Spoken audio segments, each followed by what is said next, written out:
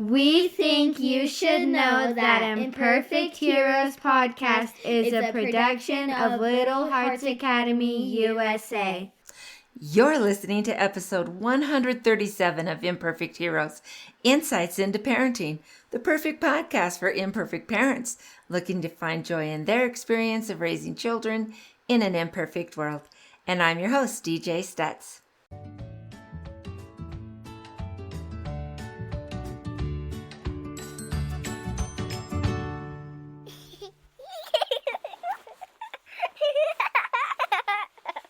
Hey everyone, and thank you for choosing to spend the next few minutes with us here at Imperfect Heroes. And before we get started on today's guest and our topic, I'm sure if you've been listening, you've got a good idea of what we're going to be talking about. But I just wanted to remind everyone that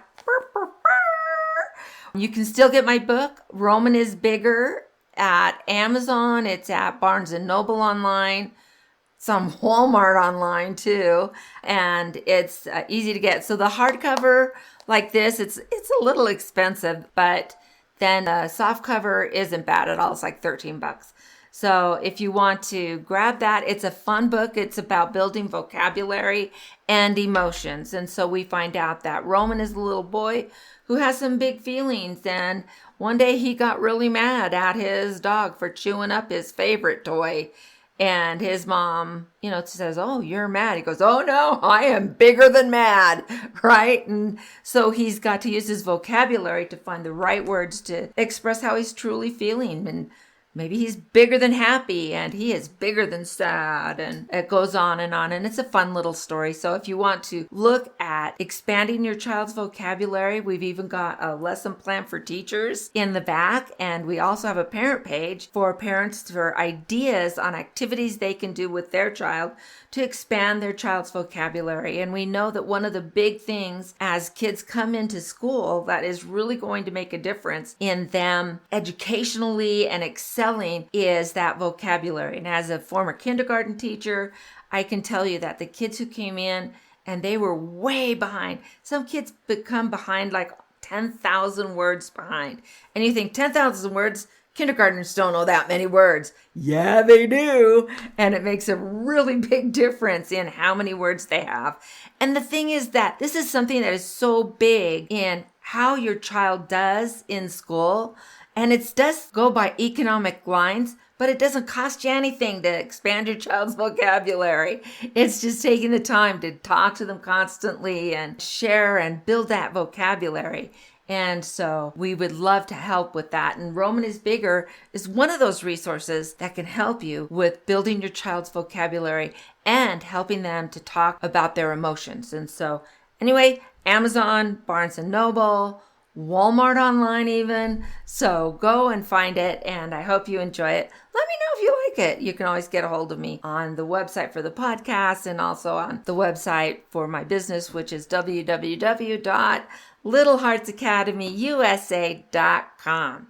So let's get going with our guest today, and I am so excited. She comes to us from Las Vegas, Nevada, and she is the mom of 2 amazing kids with one more coming along in about 6 weeks. And this is Jenna Jones, and I'm so excited to have you here, Jenna. How are you doing? Hi, thanks for having me on. Good. How are you? I'm doing great. Always great.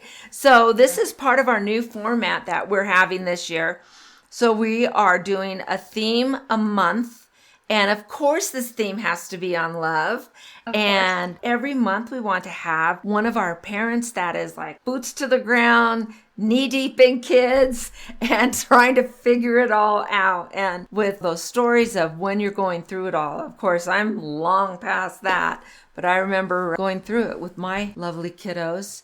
And I remember just how hard it can be sometimes. And Jenna, I know that you're trying to get things done and you're trying to take care of things, and you're working part-time, you said? A little bit, yeah. About 9 hours a week, so super part-time. Yeah, but still, and then you're trying to get all of the house cleaning done. You don't want things to be all germy, and you're taking care of the kids. You're taking care of their clothes. You're taking care of food, right? and you're trying to find the time to really connect with your kids. You just cleaned a room and you leave to clean another one and you come back and the one you just cleaned is totaled. Ever have that happen? Oh, it's the story of my life. Of course. Of course. Have you ever thought sometimes, why do I bother? A little bit, yes. Even today, I was like, why clean up these toys when they're just going to be dumped on the ground? 30 seconds. Yep, for sure. Yep. And now you've got a 6-year-old, and so you're trying to get, and that's a girl? Yes. And is she in kindergarten or first grade? Kindergarten. And so you're trying to get her off in the morning. You're trying to get your 2-year-old, a boy, manage him while you're trying to get her off. And it's not like you can leave him home while you're running her to school. That's true. That might be a bad thing. Disaster. Yeah. I was tempted sometimes to just, I wish I could just leave them. If only. If only. Yeah. 5 times as fast if I didn't have to bring the toddler, but that's okay. Wouldn't it? Well, and 2, just getting them in the car seat. Yep. Just buckling them in, and we just rearranged our car seats too since the baby's coming. So I was getting that thing all figured out, and so they keep going in the wrong door, and they're like, "Wait, that used to be my car." It's just it's a disaster right now, and I'm like, that's okay. So were they excited for their new car seat, or did you just move them around?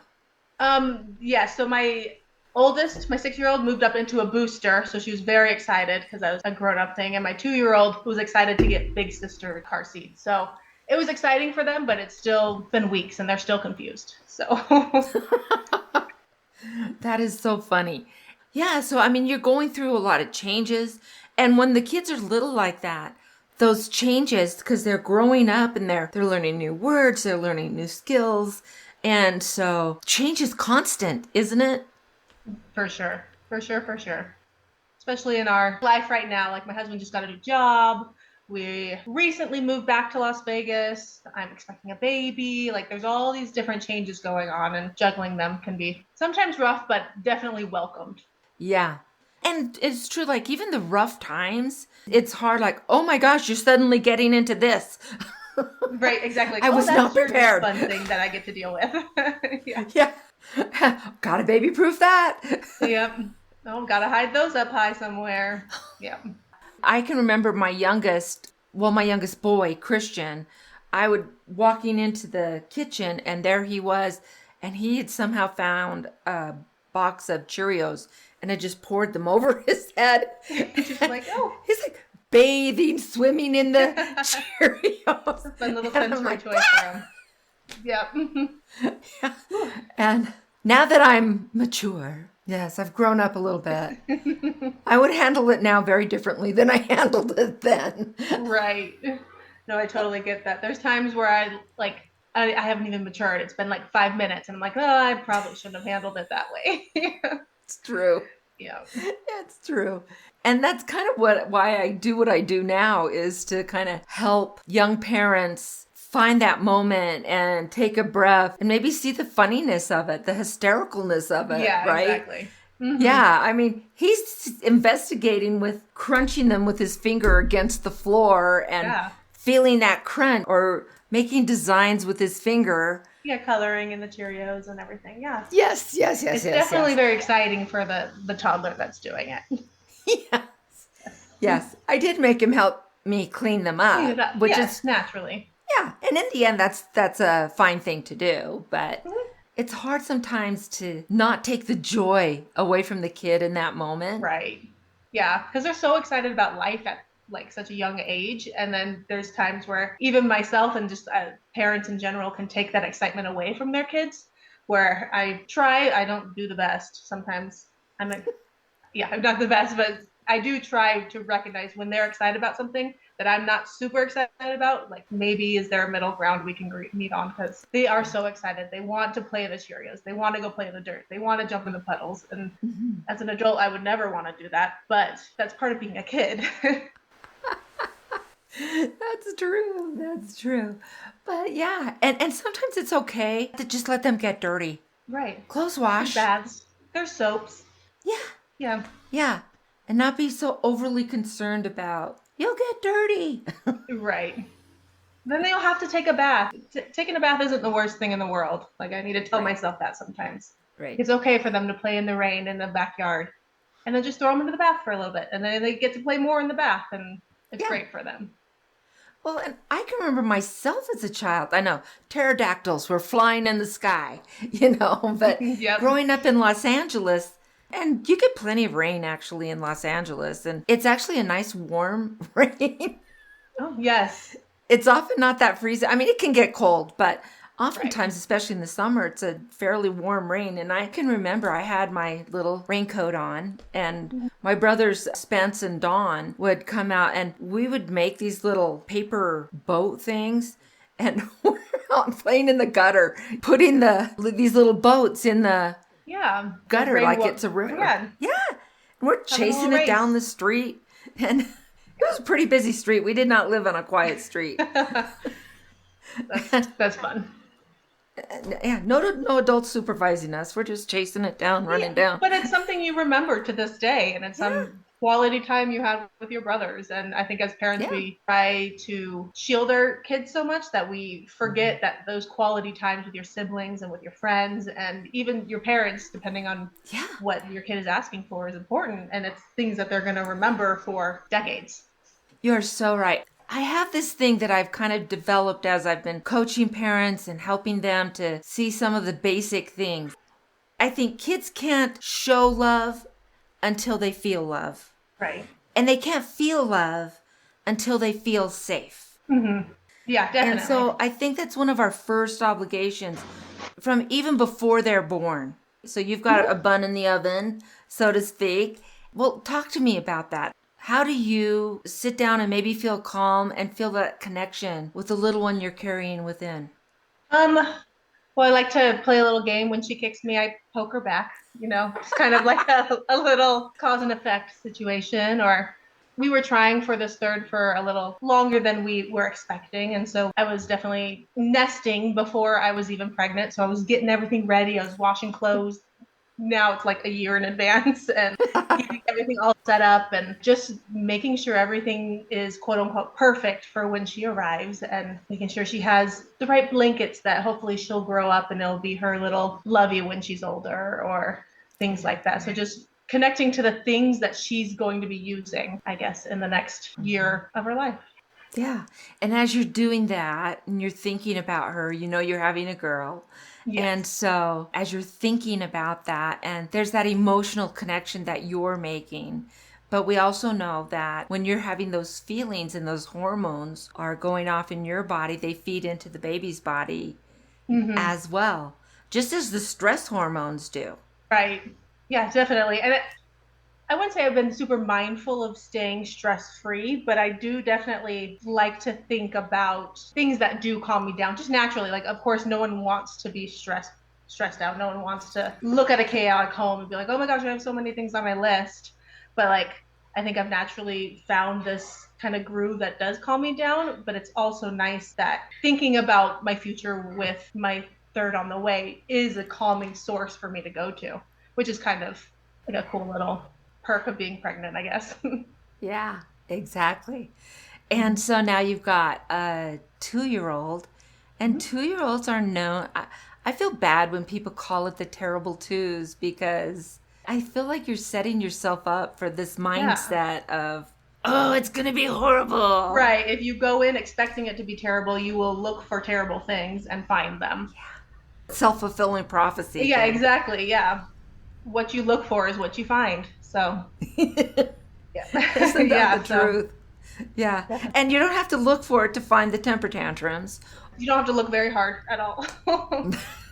But it's definitely it's more interesting to realize why the temper tantrums are happening. They're not happening because they're terrible. They're happening because their communication is not where they want it to be, or we're so busy and they just need a little extra time and a little extra attention. Of course, I don't want to simplify and belittle tantrums. They can be very hard to deal with, but knowing why they're happening is a lot easier than just saying, oh, it's because they're terrible. Right. It's easier for the kid, it's easier for you, and it's just a better environment in general. So you bring up something that's really interesting to me, is knowing why they're happening. So what do you do to understand why those temper tantrums are happening? Right. I mean, I think the biggest tool that I have, and I know I'm super lucky, is that I am a stay-at-home parent. I'm the sole provider for my children. And so I think I've left my toddler overnight one time. So for the first full 2, he's almost 3 now, I guess, in a few months.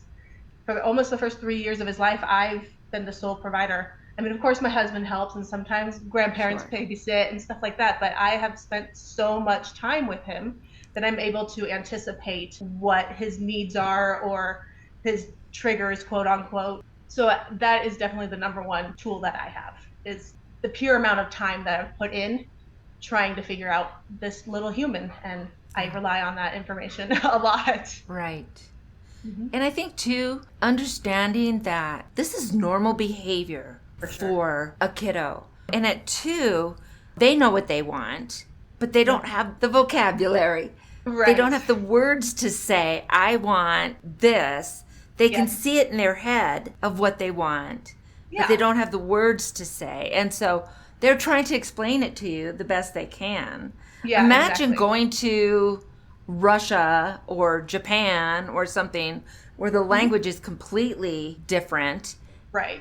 And you're trying to explain to somebody what you want. And Which so you're not connecting. Yeah. You're not connecting at all. And how so they're frustrated with you. Right. It's just telling you exactly what I want. It's like, this communication's not there. Yes, for sure. Yes.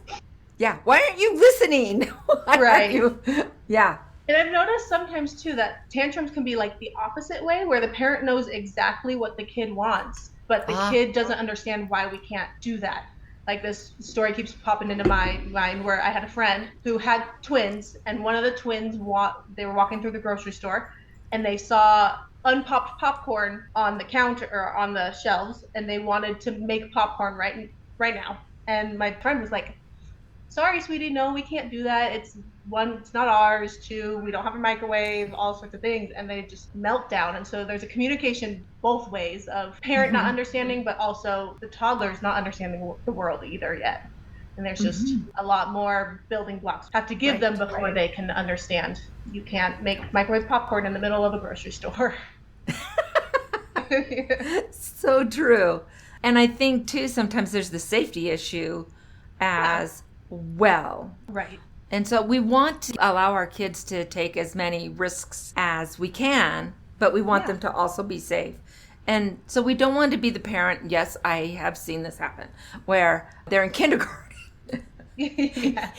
And I've let them go. This mommy has this kid and this daddy has that kid or whatever. Right.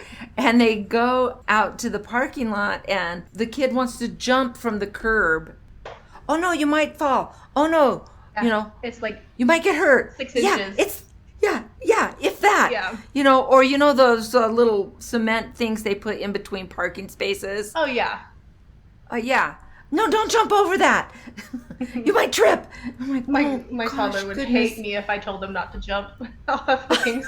That's his favorite thing, is going on little ledges and jumping off. Yeah. Yeah. But yeah, it's just kids gotta jump.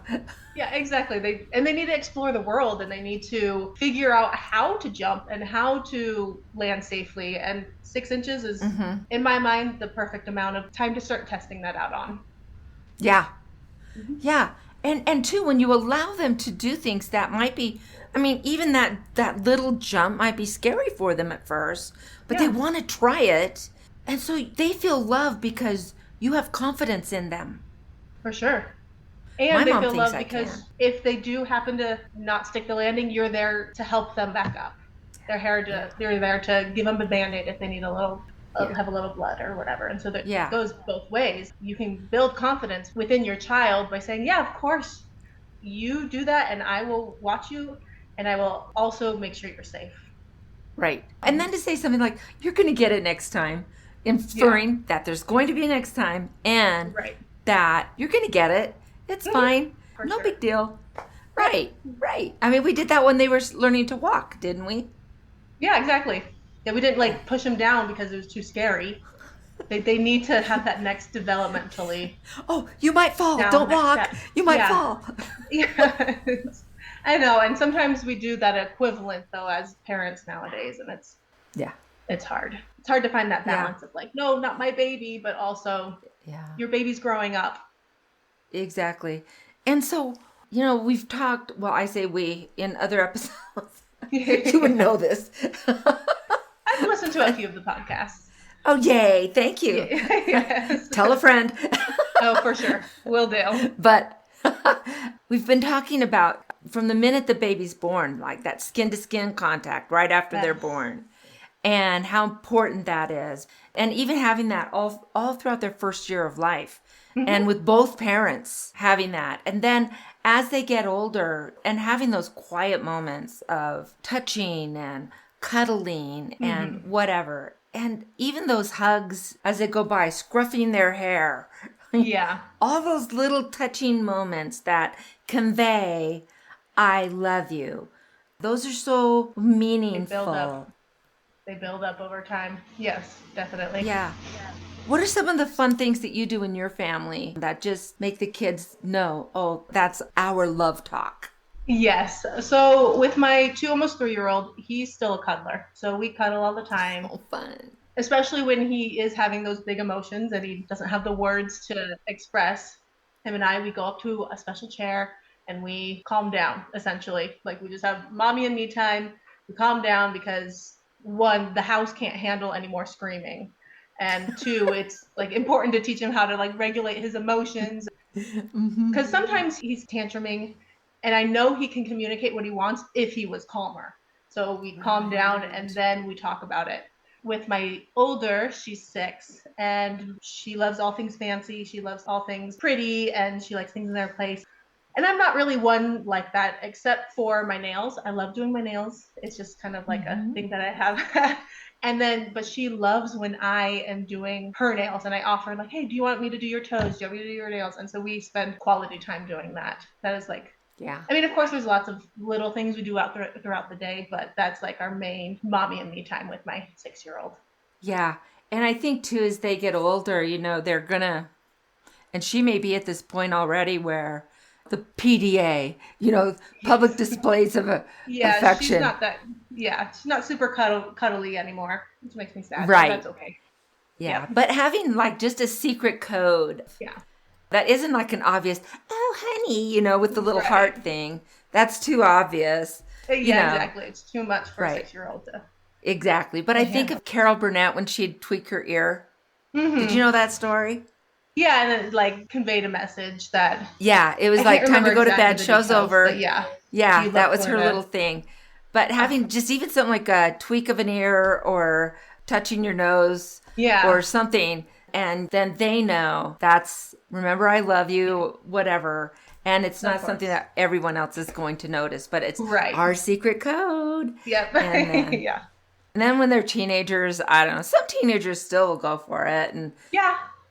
others, no I matter know. what you do, it's just like, I'm not holding but- up hope for that. Yeah. I hope it'll happen, but also. Yeah, you take what you get, and Exactly. you find other ways to convey that as they get older. But those are some of the cool things. How about like with their dad? Because dads are kind of different than moms. Dads are very different, yes. My husband's great. His love language that he shows to the kids is just play. They play all the time. They go to the park. They make up games. They just play all these fun little things that, for me, I don't have the energy to do it. I've been playing all day, or playing, not like they're playing, but I've been building Lego towers or cleaning up Lego towers all day.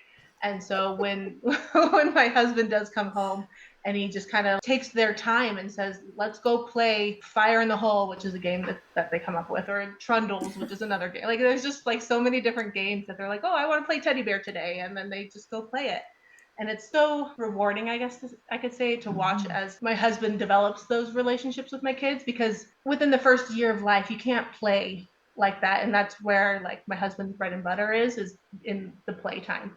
And so it's been really fun to see their relationship grow. Yeah.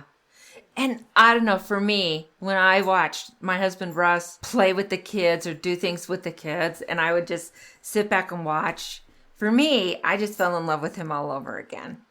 Yeah, exactly. Yeah, it just like makes my heart just flutter to watch them. Yeah. And just have so much time together. Yes. Yeah. Isn't that great? Yes. And so it's a win-win for everybody. And then another piece of love that comes into the family that I think, and one of the big things that I like to push and say is the greatest gift that you can give your kids is a strong marital relationship. When they can see that mommy and daddy love each other. And even when they don't agree on something. And I don't think you don't have to be all lovey-dovey and never argue or whatever. Right. Because I think it's good for them to see that you can resolve something. Oh, yeah. And get back to... For sure, to... the problem-solving skills. Mommy and daddy aren't super happy with each other right now, but we'll work through it. And we can either show you if you're watching, or we won't involve them, obviously, but there'll be this example of, okay, things are a little hard, but this is how you get through it. And this is how you love each other at the end of the day. Yeah. And even when you're not getting along or you're disagreeing on something, to do it in a respectful way. You're showing them how to disagree respectfully, to state your opinion in a way that says, I may disagree with you on this, but I still love you, but I still respect you.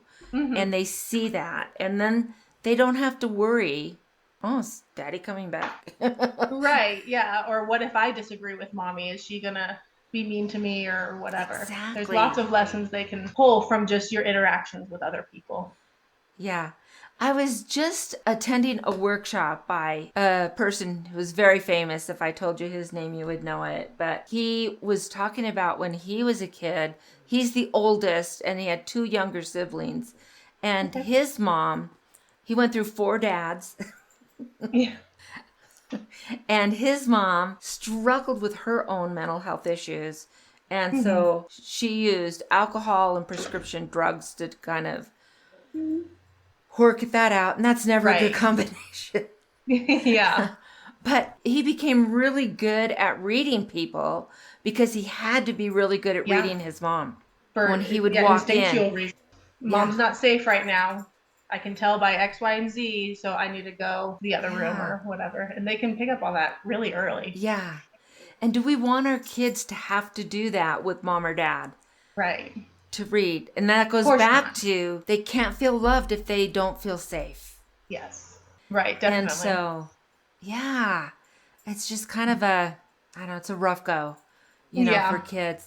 And then what are the messages that we're explaining to them? And 2, I think one of the most important things that we need to train our kids up to do, and I don't think we're really, I say we, a lot of parents, I will say this, and I don't think that they are really thinking about it, but how important it is to really train our children to be mommies and daddies, husbands and wives. Exactly. And to say, someday you're going to be a husband, or someday you'll be doing what I'm doing right now. Yeah. And am I, as a mom, preparing you for that? Am I teaching you how to deal with these things? Yeah. It's important to be a daddy that stays around. And it's important to be a daddy that is involved. Mm-hmm. And it's important to be a mommy that does the same things. Yes, definitely. And so I think that what are we cognitively really thinking about overtly training our kids to not be the NFL football player or an MLB baseball player, but to be like an all-star parent, an all-star spouse. And how are we? That's far more important and far more probable. Like that is 90% of the time they're gonna do that. They're not gonna be in the end. But it's definitely like, how can you be a functional person in society with the people around you, with the people that love you and you love? How do you treat them with respect and love them and honor them, rather than go back to the basketball court or whatever other things we also have envisioned for them? Right. So